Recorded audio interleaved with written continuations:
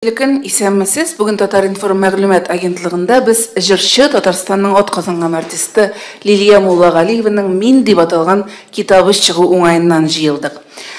Біздің қонақлар Лилия Муллағалиева өзі, аманың ижатташ дуслары Эльвира Сафина, Нариман Камал, Кәусәрия Нуруллина һәм Айгөл Бариева, Татарстанның отқазанған артисткасы.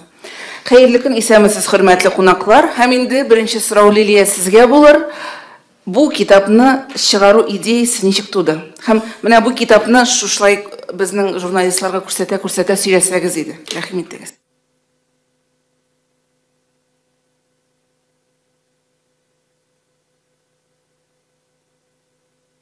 Хәерле көн, кадерле журналистлар, коллегалар, авторларым минем. Гомумән алганда бу җыр, бу китап шундый теге тиз арада гына башка килеп, шундый менә кичкенәдән уйланып, ниндидер планнар кырып эшләнелгән китап булмады бу. Барыбер җырлар җыела торды да, күңелем минем барыбер менә шушы җырларны ничек булса да халыкка, халык күңеленә калдырырга дигән шундый йөрәктә шундый идеям инде уйный башлады.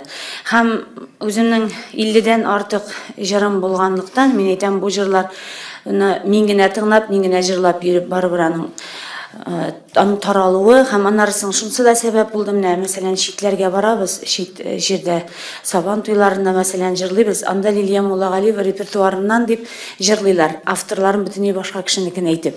Менә шуңа күрә тигәзрәк күңел кителебрәк китте дип әйтим инде. Минем үземнең язылган җырларым, алар миңа бик кадерле бит инде. Шуңа мен әйтәм, аларны халыкка барыбер калдыру кирәк. Аннарысын ноталы итеп чыгарасым килде инде менә шунысы, чөнки барыбер мәсәлән шул ук кайбер җырлар алар авыл мәдәният йортларында, район, шәһәр җирләрендә ниндидер ансамбльләр тарафыннан бүгенге көндә җырланыла, аларга кирәк була ноты белән. Гомумән халкыбызга бүләк рәвешендә минем ниндидер бер өлешем кирип калсын дигән теләк белән чыгарылды. Һәм бу менә матбугат конференциясенә сез үзегез белән иҗатташ дусларыгызны алып килгәнсез. Алар белән таныштырыгыз әле. Ни өчен бүген нәкъ менә алар монда биредә? Менә бу китапта мин бер 17 автор белән җырланылып, алар белән иҗат ителгән җырлар тупланылды инде. Күбрәк мин бүген чакырга тырыштым тыгыз элемтәдә торган авторларымны һәм менә Кәусәрия Нуруллина минем кырымда утыра, ул инде Перимнан хәтле килде, махсус шушы минем концертым өчен. Шуңа күрә менә таныш булыгыз, Кәусәрия апа. Аны инде шуннан тиклем килеп чакырмыйча калу, ул инде уңайсызлык һәм дөрес тә булмас. Шуңа мин аны инде беренчеләрдән булып чакырдым. Айгөл Бариева белән без инде 15 елдан артык иҗатта кайныйбыз бергә, гаилә дуслары, гомумән иҗат дуслар.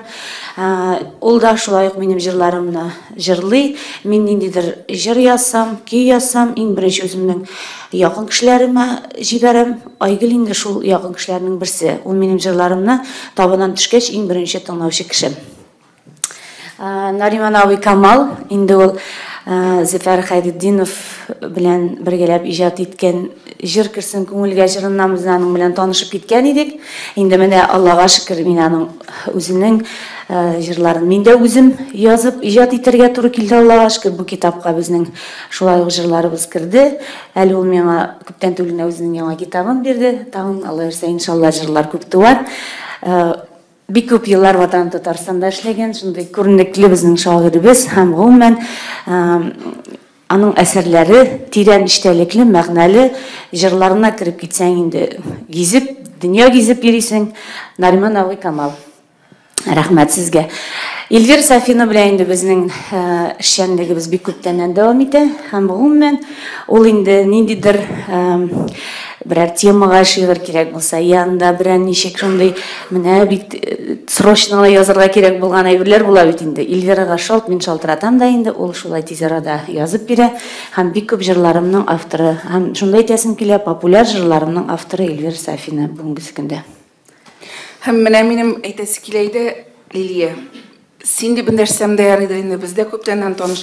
Синең китабыңны безнең биредә утырган журналистларга таратсак иде. Әлбәттә, мин аны алып килдем. Карап торсалар яхшырак. Менә мин хәзер карыйм, монда һәр автор турында тулы мәгълүмат, биографик мәгълүмат бирелгән һәм авторлардан сорыйсым килә. Эльвира, сездән башлыйк инде. Авторлар Лилияның менә бу идеясын ничек дип кабул иттеләр микән? Хәзер бит без нәрсә, өйләнгән авторларга игътибарсызлыкка. Концертта авторларны атамыйлар, радиодан атамыйлар, телевидениедән атамыйлар. Авторлар гомумән күләгәдә кала. Һәм менә бу идеяны сез ничек кабул иттегез? Сез сөйләгән арада мин таратып чыгам, ярыймы? Хәерле көн. Авторлар ничек кабул итте икән дигән сорауга, әлбәттә, авторлар уңай кабул итте дип әйтә алам.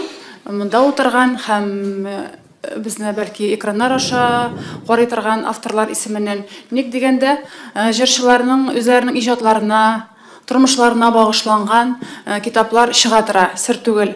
Әмма ләкин авторларга игътибар итү әле бөтен кешегә дә хас әйбер түгел. Менә бу яктан да Лилия Муллагалиева күпләргә үрнәк дип әйтер идем. Инде экраннарда авторларның исем-фамилиялары яңгырау, радио, телевидениедә авторларның исем-фамилиялары яңгырау гына түгел, инде монда җырларыбызны, хәтта ноталар белән дә биреп, үзебез турында да мәгълүмат биргән икән. Барыбыз исеменнән дә әлбәттә Лилиягә рәхмәт. Һәм икенче яктан, тагын менә уңай ягы дип әйттек бит, инде монда җырларның сүзләре генә түгел, ноталар да бар. Мәсәлән, әле үзебезнең җырларны, ноталарын безнең кулга эшләп бирүче кеше юк, мәсәлән, күргәнебез юк, беренче тапкыр бу үзебезгә дә бүләк, шуңа күрә бик зур рәхмәт, куанычлы вакыйга. Аннан соң менә игътибарыгызны юнәлтик әле. Китап искиткеч матур, затлы, сыйфатлы булып чыккан, әйме? Һәм аның исеме дә мин. Һәм Лилия безнең үзендә шымлап торып, рәхәтләнеп, горурланып, мин дип әйтерлек кеше. Шуңа күрә монда барыбыз да аны яратып, хөрмәт итеп җыелдык. Һәм инде аның менә иртәгә була торган концертына халык күптән билетлар алып бетерде, күптән көтә ул тамашаны, яңа җырларын көтә. Һәм аның концерты бит әле үзе дә әйтеп киттер, нәрсәсе белән аерыла, үзенең элекке репертуарындагы җырларына түгел, үзе язган көйләрдән, менә бүтән авторларның сүзләренә үзе язган көйләрдән тупланган җырлар гына. Менә монсы да бик күп аерылып тора торган. Менә шушы китаптагы җырларның 42-се иртәгә җырланачак Алла бирсә концертта. Иртәгә булачак концерт турында да тулырак ишетик. Мөмкин булса, бу китапны нинди язмыш көтә булып чыкты инде? Димәк, мин бу китапны махсус халыкка бүләк итеп чыгардым. Мин аны да хәтта ул сатылырга тиеш бер түгел. Шуңа күрә менә беренче бикне игътибар итсәгез, тамашачыларыма бүләк дип махсус яздым. Шуңа күрә кай вакыт алалар да, менә мәсәлән шундый кызганыч хәлләр була, бүләк итәләр. Аннары аны залларда күреп йөрибез сатканнарын. Шуңа күрә бу бик кызганыч хәл. Минем тарафымнан ул бүләк ителгән икән, димәк, ул чын мәгънәсендә бүләк. Шуңа күрә мин аны махсус яздырдым. Ул хәтта дөресен әйткәндә судебный сатларга тиеш түгел. Монсы бер, икенчесе инде мин аны 1000 экземплярда чыгардым. Аллага шөкер, иртәгә пирамида күңел ачу үзәгенә концертка карарга килгән тамашачыларга, һәрбер гаиләгә дип әйтик инде, анда 850 дәнәсе таратылачак бүләк итеп Алла бирсә. Нариман абый, сезнең дә фикерне ишетәсе килә иде. Мөмкин булса. 2002 елда телевизион эстрада фестивалында минем Жыркырсын күңелгә дигән җырымны җырлап, Лилия ханым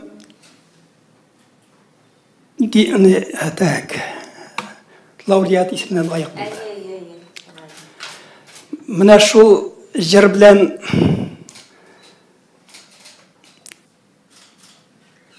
истә калды минем күңелдә. Аннан соң минем китабым чыкты, шул китаптан шактый гына җырларымны сайлап алды. Һәм бүген дә шул җырларымны дәвам итә, җырлый. Киләчәктә дә җырлар дип өметләнәм. Әле ул үзе дә көйләр яза. Әле менә соңгы көннәрдә матур гына җырма көй язган. Иртәгә башкарачак. Алла бирсә. Ул бит әле җырчы гына түгел, композитор әйтәмич. Композитор гына түгел, ул 4нче бала анасы да көтә. 4нче баланысын көтә. Димәк, Аны аңа Каушамагыз, мында гел үзебезнекиләренә бит. матур теләкләр телик, исәнлек, саулык, сәламәтлек. Баласын үстереп, балаларын үстереп, игелеген күрергә Ходай насип итсен. Амин, амин. Рәхмәт бик зур. Минем сезгә сорагым бар, Кәүсәрия ханым. Лилия Муллагалиева үз җырларында сез шигырьдә әйтеп бирергә теләгәнне ачып бетерәме? Сезнең фикерләр, хисләр, тойгылар туры киләме Лилия белән? Микрофонга ярыймы? Мен Сәләмәп дигән җырымны җырлый.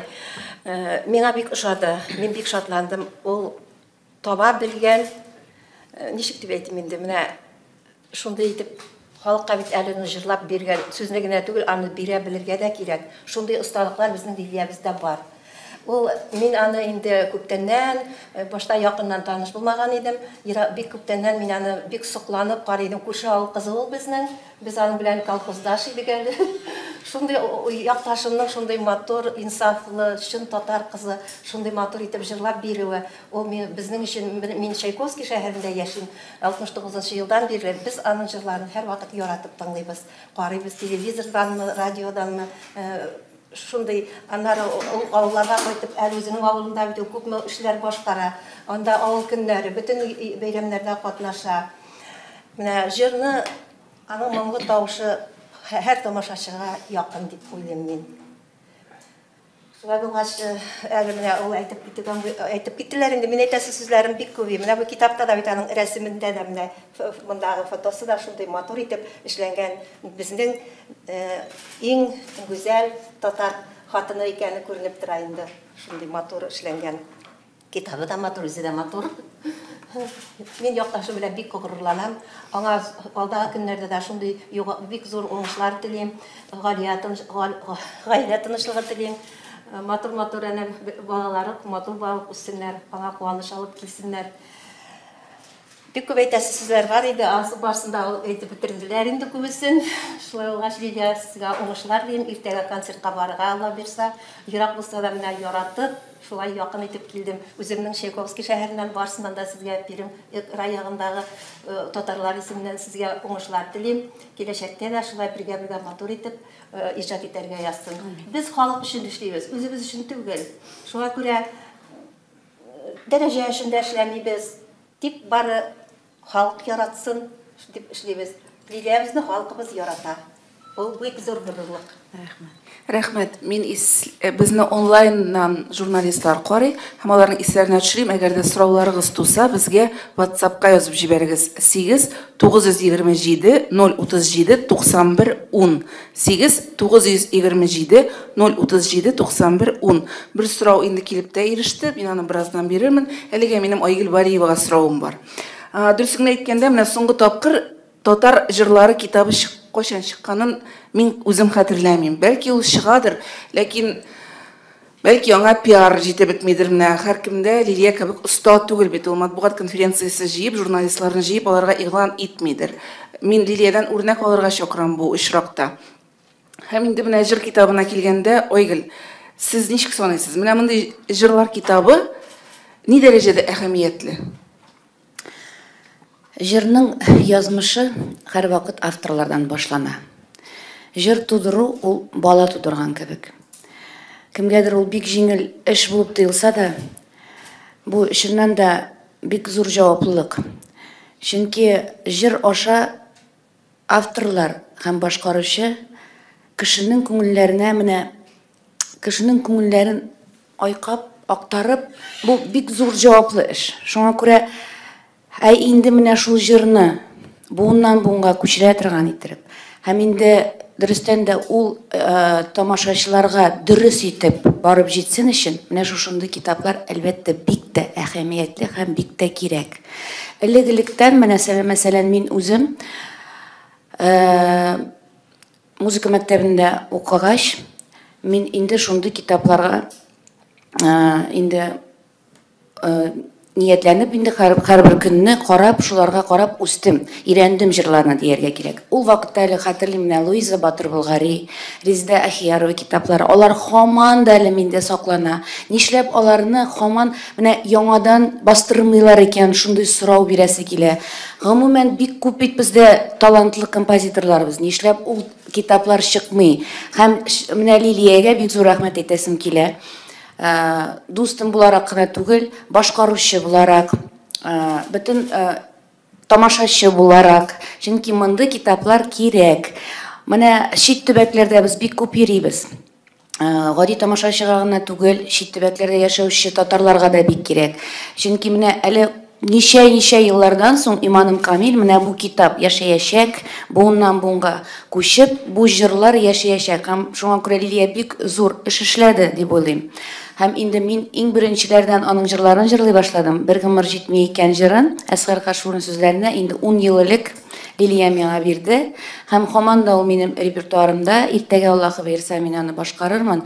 Һәм әйтәсем килә, Лилия Алла теләсә 4 бала анасы гына түгел, 50 бала анасы. Менә монда 50 җыр һәм һәрберсе ул аның баласы. Чөнки җырны тудыру мин үзем 2-3 җыр гына иҗат иттем. Но Лилия 50 җыр иҗат итеп, мен әйтәм бит, һәм менә һәрбер автор алдында менә баш иясем килә, рәхмәт әйтәсем килә. Шагыйрьләргә дә, композиторларга да, чыннан да бу бик зур һәм бик кирәкле эш. Рәхмәт.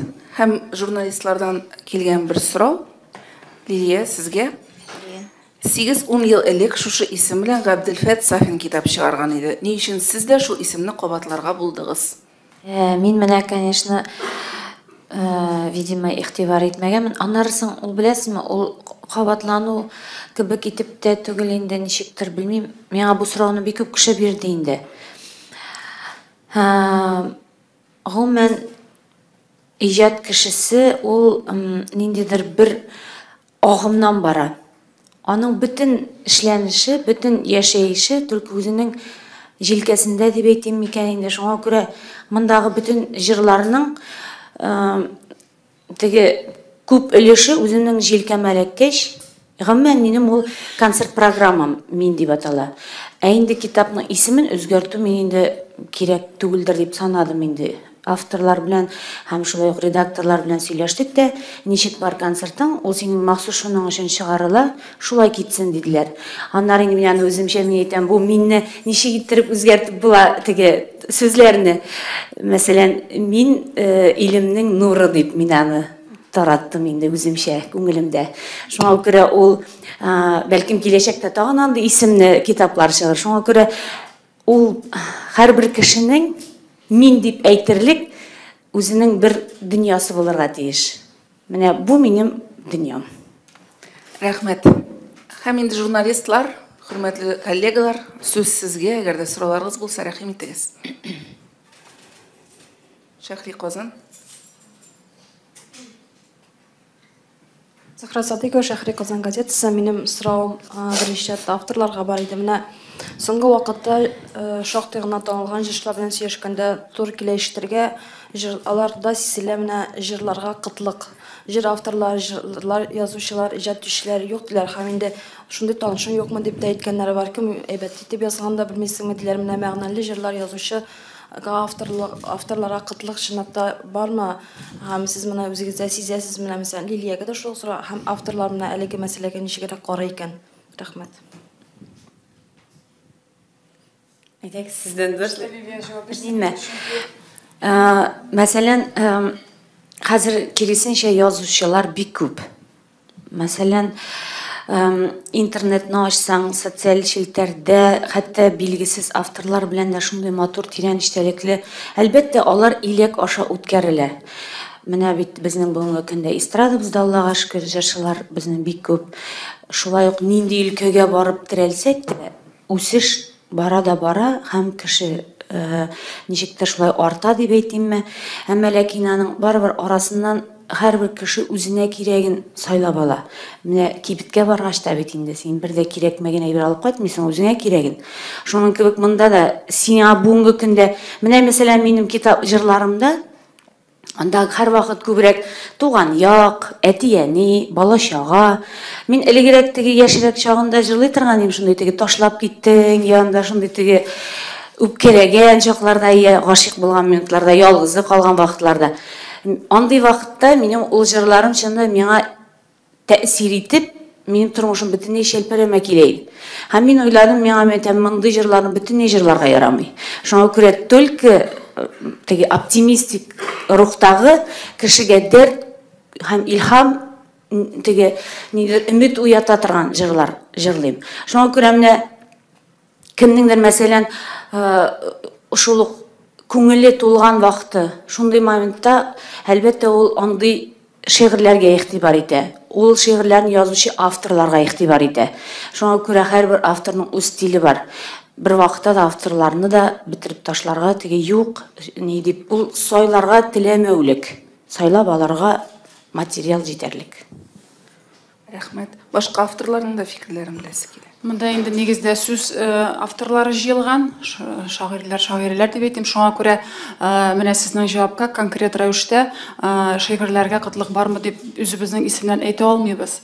Монда инде җырчылар үзләре белә, аларга сыйфатлы материал, мәсәлән, сыйфатлы җыр сүзләре, шигырьләр җитәме, җитмиме, алар аны авырлык белән табалармы, ансы инде аларның үзләренә карый. Икенче яктан шул сыңгына әйтә алам, бүгенге көндә бөтен кеше яза. Бөтен кеше көй чыгарырга, көй язарга тырыша. Кем әзрәк телне белә, шигырьләр, җыр сүзләр язарга тырыша. Шуңа күрә бу очракта җырчылар үзләре таләпчән булсыннар я. Ник дигәндә бүгенге көндә теләсә нинди һөнәр ияләре язарга мөмкин. Шул китап белән эш иткән телче, әдәбиятчы булган кешеләрнең иҗат җимешләре бер төрле, икенче өлкәдә хезмәт итүчеләрнең икенче төрле буларга мөмкин. Ләкин әлбәттә кешесенә карап барысы да индивидуаль. Шуңа күрә әлбәттә җырчылар бик нык таләпчән булып, рифмасы, ритмы, барлык яклары төзекме, мәгънәсе сакланамы, чөнки кулга килеп керә, кай вакытта җырчылар да җибәрәләр. Менә шундый җыр сүзләре килеп керде, миңа карап алалар зинһар өчен, әйбәт микән дип. Әйе, укыйсың, мәсәлән, бер куплетында бер мәгънә, икенчесендә икенче, бәйләнештә юк, рифмада юк, кай вакытта төзәтеп бирергә тырышасың. Ләкин бит бөтен җырчылар да алай мөрәҗәгать итми, шундый текстлар китәргә дә мөмкин. Шуңа күрә һәр кеше үзебезгә таләпчән булсак иде, композиторлар үзләренә таләпчән, сүз авторлары үзләренә таләпчән булсын, җырчылар шул очракта үзләренә дә таләпчән һәм авторларга да таләпчән булса, бу очракта инде сыйфатлы җырлар туар иде дип уйлыйм. Инде Лилия белән иҗат җимешләре безгә кагылса күбрәк, менә Лилия үзе дә әйтеп үтте бит инде, нигездә балалар темасы, безнең менә шул иң беренче җырыбыз Лилия белән без бит авыл кызлары, шуннан китте инде безнең. Гәрчә аңа хәтле мин Лилиягә язып биргән идем. Үзем әни булгач, ике баламны кочаклаган килеш, бер ягымда ул балам, бер ягымда кыз балам, бәхет кисәккәйләремнең бәхетле киләчәкләрен күрергә язсын Худам дигән сүзләр туды. Аннан соң уйлап йөрим, әйтәм, моны бит инде теләсә кеше кем җырлый алмый. Күздән кичерәм, бер улы, бер кызы булган нинди хатын-кыз җырчылар бар икән безнең дип. Бер-ике җырчыга тәкъдим итеп карадым, ләкин аларга туры килә торган, аларның бүгенге халәтенә туры килә торган булмады һәм ул берничә елдан соң Лилиягә килеп керде. Һәм инде мин бүгенге көндә шундый шат, ул җыр нәкъ менә Лилиягә насыйп булган өчен, алда тәкъдим иткән кешеләремә түгел, чөнки менә бу җыр аркасында безнең Лилия белән хайран, инде сезнең күңелләргә кирип калган, сез яраткан хит-парадларда катнашкан җырларыбыз туды. Теге җыр аркасында һәм менә иртәгә Аллаһ бирсә, башкарыла бит җыр. Иртәгә менә шул иң беренче безне бәйләгән җыр, улыбыз, кызыбыз турындагы җыр иртәгә концертта башкарылачак. Инде аннан соң белә Лилия үзе дә шаяртып әйтә, бу җырның сүзләрен ул җырның тарихы зур, әле мин аны иртәгә зурлап сөйләрмен, Алла бирсә сәхнәдән дә, чөнки ул аның башта ике генә куплетлы иде. Мин Эльвирага мин әйтәм, тукта, бу бит ике генә куплетлы, бит ике генә балаларга туырга җыймыйм, әйтәм. Булсын инде 3 куплет. Шуннан без моны калдырдык. Бу җырга бит инде уже күптән инде шактый Данил Тугаштан биргән юланы. Анда җәй сүзләре бар иде дә, ниндидер сүзләр бар. Яны без күзгә үзгәрттек, кызым тугач инде. Шуннан ярар яз көне Ильяс туды бит инде, Аллага шөкер. Шуннан мен әйтәм, давай Ильясын да істейік, яз сулышы дип. Шуннан хәзер җырны эшләп бетерер дәвергә җип килеп биткәч, Эльвира әйтәйин, җырлыйсың син, мин юкмы? Концертка әзерләнеп йөрим бит инде. Шуннан тагын бәби көтәбез икән, Аллага шөкер. Санап чыгарып та кыш икән, мен әйтәм, тукта, моңа кыш куплетында істәйин дә. Шулай иттереп 4 куплетлы бик мощный гына җыр булды ул. Менә үз ягымнан да өстәп үтәм, чынлап та мин аны үземнең балаларым белән бәйләп һәм ел фасыллары белән бәйләп язылган ул. Кайчан кызым туды шул ел фасылы, кайчан улым туды. Инде Лилия башкарачак булган, Лилия күзлегеннән чыгып, куплетларны аның балалары туган ел фасыллары белән бәйләдек. Һәм әле Лилия әйтә, 2нче елга йөрде, тагын Аллаһ бирсә, карынында йөргән баласын да кертеп тагын бер үзгәреш истәргә кирәк булмас микән дип. Бу җырның бетәчәге юк. Шундый әйтәсе бар. Шуңа күрә сүземне әлегә җипләп, инде бәби көтәбез әле, бәхетле бул балам.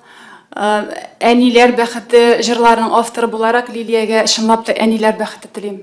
Ул яктан чынлап та искиткеч бердән тормышны ярата, кешеләрне ярата. Барыбызны да ярата, балаларын ярата. Һәм аның дөньяны, тормышны яратуы, яшәү тәмен, ямен белү менә йөзенә чыккан. Менә мондагы фотоларга, рәсемнәргә чыккан. Лилия, алга таба да шулай булсын. Рәхмәт. Гомер буе барыбызга да үрнәк булып, сездән өйрәнеп, үрнәк алып, барыбыз да тормышны яратып яшәсәк иде. Амин, шулай булсын. Татар-информ мәгълүмат агентлыгының соравы бар. Лейла Хакимова, хәерле көн. Лилия, соравым сезгә иде. Җырларыгызның бәясе хакында беләсе килә, сатып алучылар бармы? Рәхмәт. Менә бер генә дә җырымны сатканым юк, һәм сатырга җыенмыйм да мин аны башкаларга әйтәм дә шулай. Мин бик сөенеп җырларга теләгән җырчыларга тапшырыр идем.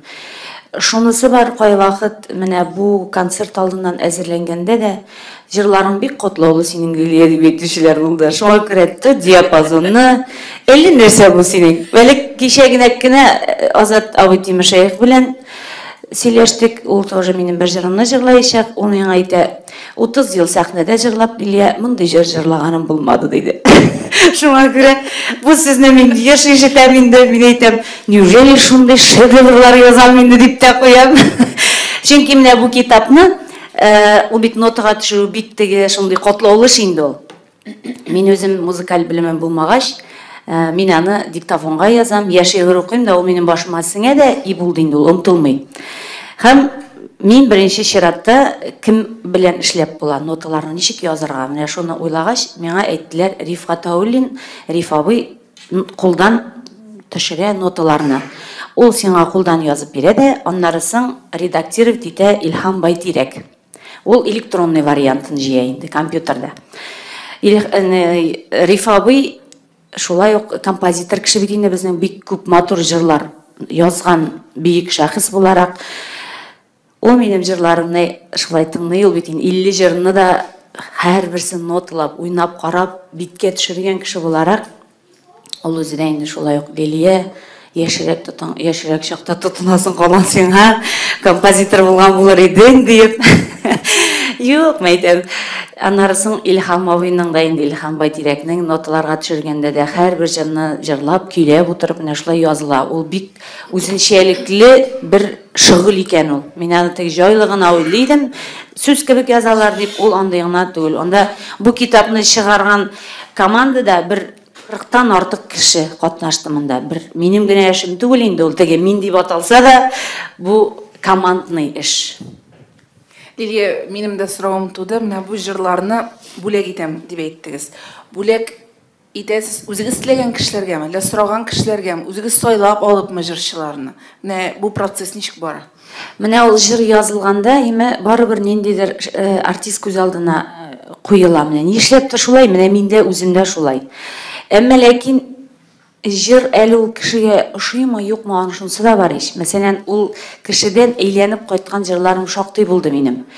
Шуңа күрә мин теләгән кешегә эләкмичә, башка кеше җырлаган җырлар да бар. Әмма ләкин менә соңгы моментларда шундый булды.